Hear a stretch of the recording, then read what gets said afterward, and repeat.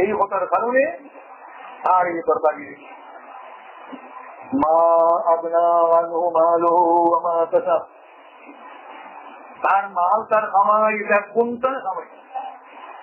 এখন তো কোন সময় মোহাম্মদের কথা বলছিলাম সাল্লাল্লাহু আলাইহি ওয়াসাল্লাম, যদি আমি ঠিক হই তাহলে আমার মাল আছে, আওলাদ আছে, আমার গুরু কাপটা আছে, ধন আছে, খালি এটা সফলতা দিয়ে আমি বাতিল করি।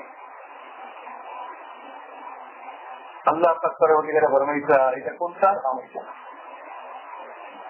আল্লাহ পাক পরবর্তীকালে হুকুম পালন না করলে ধন এটা কোনো কামনা না, এটা মানুষের বরবাদিত্ব নেওয়া যেতে পারত না।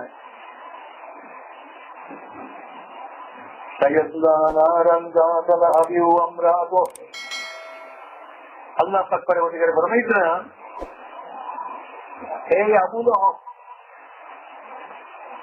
এমন অগ্নির মধ্যে প্রবেশ করবো, দুর্গের মধ্যে প্রবেশ করবো,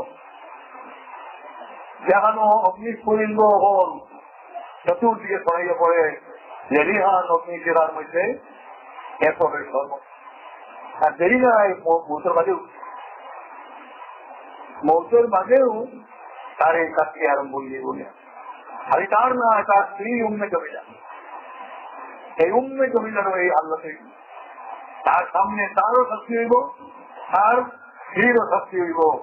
যেহেতু এগুলোকে শরীর নবী করিম সাল্লাল্লাহু আলাইহি ওয়াসাল্লাম শত্রুতা করতে গিয়া, নবীজির যে নির্যাতন করতে গিয়া প্রিয়জন যখন শরীর, তখন প্রিয়জন একজনে আরো জন দেখবা, তার একজনে আরো জন শাস্তি দেখবা, এটা আরো শাস্তি।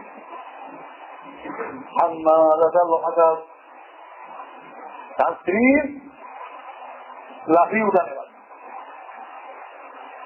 উঠানে वाली दुनिया तो जखलेर मध्य गিয়া आठ खाटिया बसा आल्ला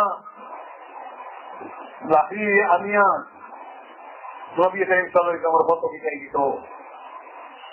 এই কর্ম একটু আবু লাহাব যদিও দলীয় হয়ে থাকে,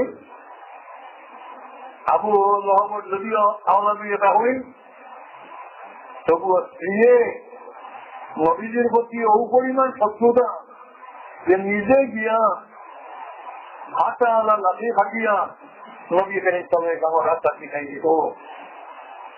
সেই অন্য জমিদারও ঠিক সেইভাবে দুদকর রুকম, দুদকর শাস্তি পাইব, দুনিয়াত মারা যাওয়ার বাদেও সেই শাস্তি আরম্ভ করিয়া লেলিহান অগ্নিশিখার মধ্যে ডুবাই রইব।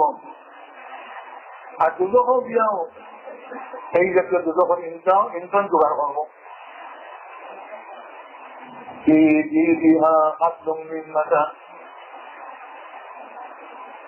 এই আওরতর কাকুল হব স্ত্রীর বর্তনার মধ্যে মজবুত হইয়া পোলা রথি,